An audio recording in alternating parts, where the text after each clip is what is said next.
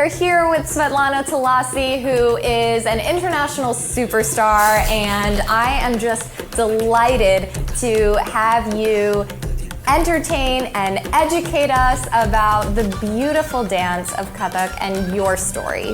When you appeared on Ukraine's Got Talent, one of the judges said that you did not appear as he had envisioned Svetlana to look. Tell us what that question or statement evokes for you and how you've navigated that as a teacher and performer of Kathak. No, yeah, absolutely. Svetlana is a very Russian name. When you think of a Russian person, you would envision a blonde girl with blue eyes, like the typical, right? The stereotypical Russian person. So Svetlana is a very, very Russian name. I'm the only one in my family among my 4 siblings who has a Russian name. How did it feel? I mean, I don't mind it because I get it, you know. Russia is very different from America in the sense that it is diverse, but it's not known that it is diverse. So I guess that's where that question is coming from, but I don't mind. Like, I get this question a lot. When people realize that I'm Russian, they're like, what? I would have never guessed. But I'm like, yes, you know, I'm mixed, and then the story goes, but maybe this was the first time that judge has ever seen anything like that, so he was like, I don't know what this is. How do you describe Kathak to audiences who are not familiar with the dance? I usually give an analogy. Everybody knows ballet, the classical dance of the Western world. Kathak is the classical dance of India. Indian classical dance, specifically Kathak, is not widely recognized as an established dance form in the world. I don't see too many communities practicing this dance form. Even here in LA, it's not a common thing to see people do. It's still very niche. I'm working on, making it a little bit more popular. Not every story in Kathak is based on mythology. Sometimes it's a story about love, it's a story about pain, it's a story about longing. It's really up to you as a performer to try to deliver the story, deliver the message through the feeling, through the movement, through the eyes, because it's all in the eyes. Learning just how to move is one thing, but really, embracing it and applying it to your body, feeling it, is a whole different story. You are definitely a go-getter and a goal-setter.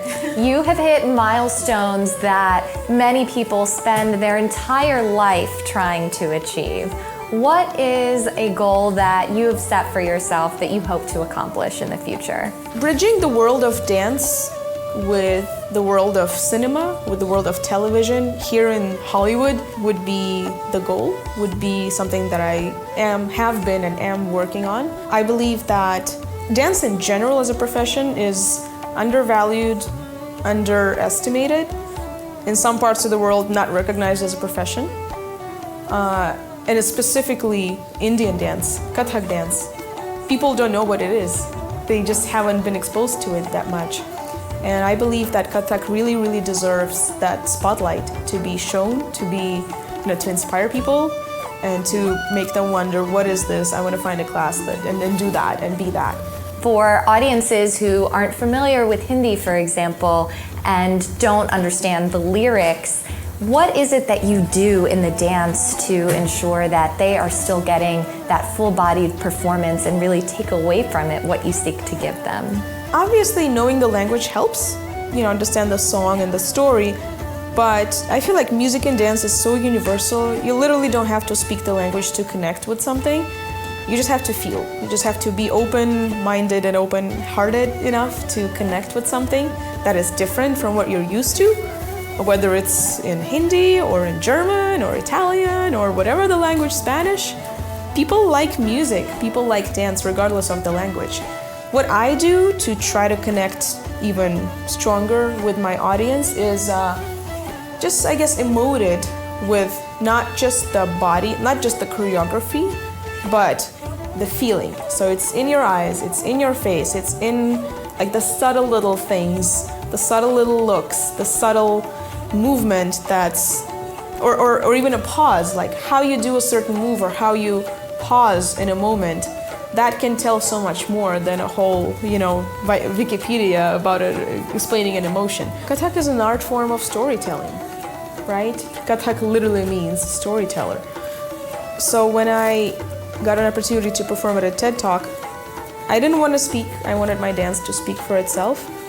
And I wanted to say something that I truly believed in. I personally truly believed in. So my performance was about climate change as a whole, but specific issues within it, like what we eat, what we drive, how we travel, how we live our lives, how much waste there is, the consequences of our choices for the planet.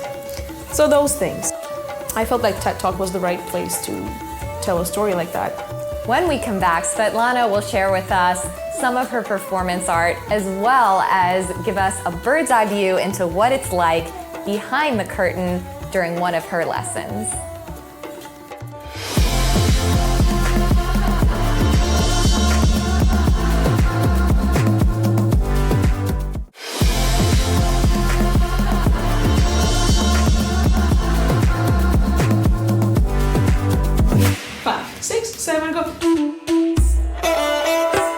You look incredible.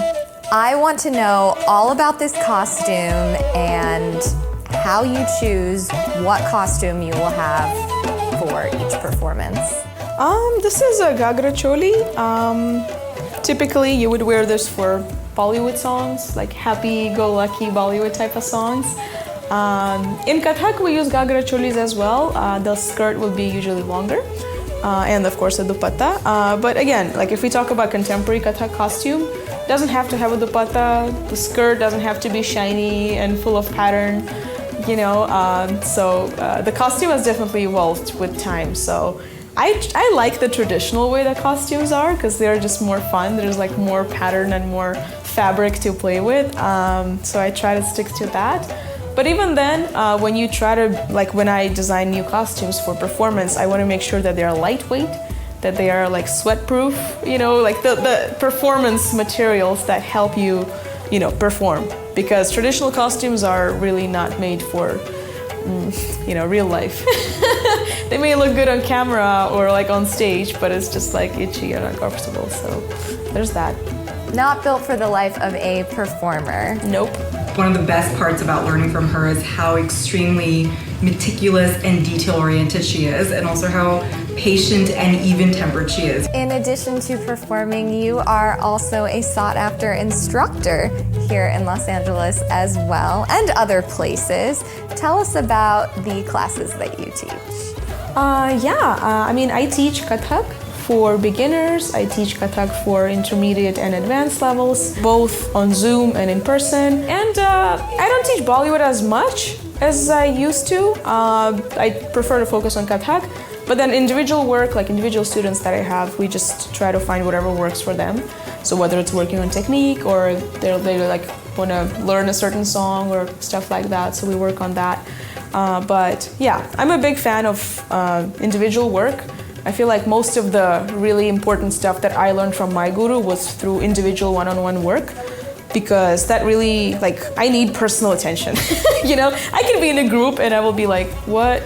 You know, when it's personal attention, it works better. What is the most heartwarming feedback you have received from one of your students? One of the students, she came to me when she was in a very dark place mentally. She was going through a serious clinical depression.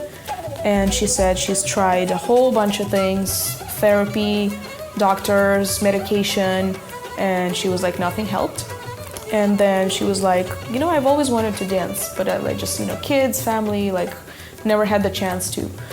And so we started working individually, one-on-one, and after a couple of classes, she just had this, I don't know, epiphany or something. Like she told me, Svetlana, you're the only person who is able to just make me forget about everything, every problem, every trouble, every pain in the world, and just enjoy being in the moment and dancing with you. And she's like, I'm so grateful to you for that. I never thought this was gonna happen, but I don't know, when I heard that, I almost wanted to start crying because I can't believe someone said something like that to me. Because it's just, you know, I keep saying that I want to make people feel something through dance, but it also works the other way. I want you to not feel the pain of your day-to-day life or whatever your struggles are, and just learn to be present, learn to be in the moment, and just enjoy movement, enjoy dance, enjoy the music, enjoy the storytelling that we have going on here. And she's still my student, so we're still working together, and I see her from the sad eyes at the beginning of the class all the way through the end of the class when she's just like shining bright, dancing her heart out, and I'm like, that's what I'm doing this. This is what this is all about.